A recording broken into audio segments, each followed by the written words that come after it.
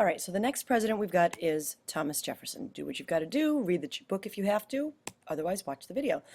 Now, we've got these two guys, John Adams and Charles Pinckney, who were running for the Federalists in the election of 1800.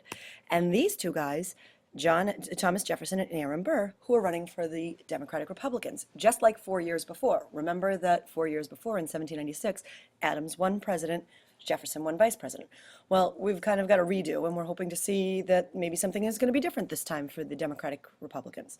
So let's see what happens. Jefferson and Burr tie.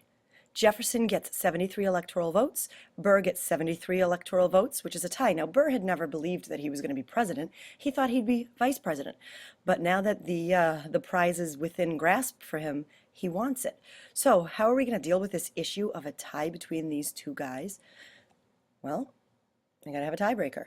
The House of Representatives are the ones that vote for a tiebreaker. So they voted. They had another tie, but they had to have another tiebreaker because they tied. So they had another, and another, and another, and another, and another, and another, and another. In the end, they had to vote 36 times in order to see who was going to be president. In the end, Jefferson won, Burr got second place. How did this happen? How on the 36th try did something happen that was different? Because this guy stepped in and convinced one of the members of the House of Representatives that had been voting for Burr. He convinced him to vote for Jefferson. Now remember, Jefferson is his political rival. These two guys were the two that were in Washington's cabinet that were always butting heads with each other. So why on earth would he convince would he convince somebody to vote for Jefferson? Because as much as he didn't like Jefferson's politics, he trusted Jefferson as a person. He didn't trust Burr. He didn't like Burr. He didn't think Burr should be president. So he steps in and he convinces this person to switch sides, which tips the scales in the favor of Jefferson. Jefferson becomes president. Burr becomes vice president. So, as a result, we had to pass the 12th Amendment because the fact of the matter is this can't keep happening. In the first election, we had two rivals that had to work together as president and vice president, Adams and Jefferson. The second election that we had, we ended up having this bizarre tie that really shouldn't have happened. But it was because nobody was voting for the Federalists because, well, the Federalists had really ticked people off when Adams was in president, between not going to war with France and the Alien and Sedition Acts. So now we want something different. So as a result, they passed the 12th Amendment, which basically says if you're the electors who go and vote for president have to vote for president on one ballot, vice president for another. In other words, if you're voting for vice president, or if you're running for vice president, then your name goes into this box. If you're going for president, your name goes in this box. No more of this, put everybody's names in the same hat and see who gets the most votes and see who gets the second most votes. That system failed 2 out of 2 times, and we couldn't do it a third time. So they passed the 12th Amendment to change the way we elect our president and vice president. All right, so Jefferson's policies, he was very laissez-faire, meaning he believed that the government should stay out of business. Government needs to back off and let business run how it's going to run. His theory is you've got two companies that compete against each other, and the fact that they are competing for customers' business is going to make them do the right thing. Coke is going to have a good quality product with reasonable prices and good customer service, because if they don't, then their customers are going to go to the other guy. So Pepsi's doing the same thing. So the point is that in a laissez-faire economic system, the government stays out of it because these two competing companies, or 5 competing companies, however many there are going to basically do the right thing because they want to make sure that they're the ones that the customer chooses. So Jefferson thinks that he should let the people do as they choose. That's what laissez-faire means. Let the people do as they choose. In other words, keep the government out of business, and business is going to run just fine. And this is what Jefferson believed. All right, so what else did he believe? Well, that independent farmers were the strength of the nation. He wasn't all about these rich merchants up in New England or all about these plantation owners in the South. He thought the small-time farmers were the ones that really made this country run. All right, so you need to know what customs duties is, because this is one of the other few things that Jefferson thought the government should concern itself with. So taxes on foreign imported goods, those are things that have to be collected. So when you come back from an airport or from a boat or whatever you come back from, if you come from another country, you have to go through customs, where they basically see what you bought from other countries and they charge you the tax on it. So the government gets those taxes. So the reason you need to know that is because Jefferson believed the government should do very few things. One of those things is delivering the mail. He thinks that's a government job, a federal government job. He thinks that they should collect customs duties. Again, they should be the ones that are collecting from people that are buying things outside of this country. And he thinks that they should conduct a census every 10 years, which is basically counting how many people are in the country and where they live. That way we know how many representatives each state should have and how much money each state should get from the federal government for different programs. Other than that, he didn't think the government should do much. He really wanted the government to basically back off and let the states run the show.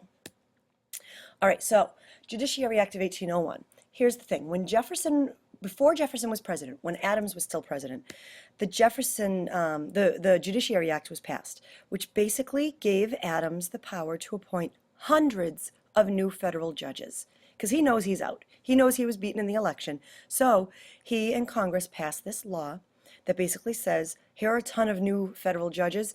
Adams, you can appoint them. And he's going to appoint judges who think like him. He's going to choose Federalist-minded judges so that they can decide the things the way he would decide them. Because once you're a judge and you get the job for the federal government, you get to be a judge for the rest of your life. They're not going to remove you just because they don't like the decisions you're making.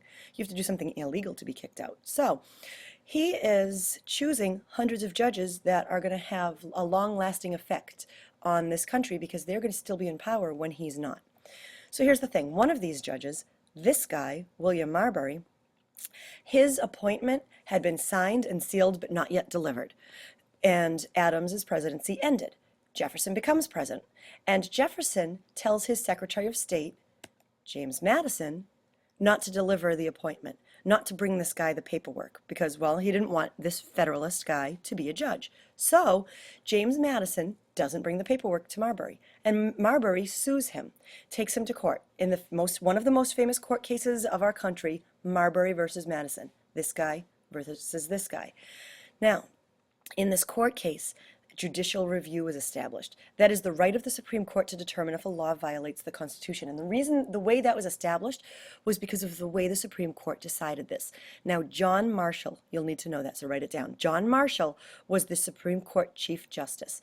And Marshall recognized that, you know what, if he's not careful, then whatever he decides, the other branches of government could just ignore because, well, the judicial branch wasn't very powerful in the beginning. So he had to be careful of what he said and how he said it.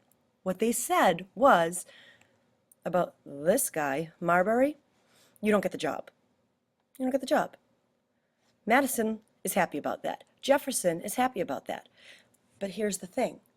The reason he doesn't get the job is because the Judiciary Act of 1801, this thing, is unconstitutional. They basically said that that was illegal. Therefore, midnight judges, you don't get the job because you never should have been appointed in the first place. So this guy doesn't get the job. This guy and the president that go along with him are happy. So what just happened here? The Supreme Court, for the first time, the court said that they have the power to declare something that the other branches of government have done to be unconstitutional. The Supreme Court basically used its power to stop the actions of the other branches of Congress and the president who created this Judiciary Act of 1801. So the courts basically told Congress and the president, hey, you can't do that. And the reason that they listened, the reason that they didn't just shoot down the courts and say, oh, whatever, we're going to do it anyway, is because they got their way. They got the Judiciary Act that the previous president and the previous Congress had created. They got that swiped from the records, and all those midnight judges are gone, so they win. So it was really kind of smart the way John Marshall and his court did this, because they made sure that the other branches of government were going to go along with this statement that the courts have the power to say no to the other branches. Why? Because they got their way, and they weren't going to fight that.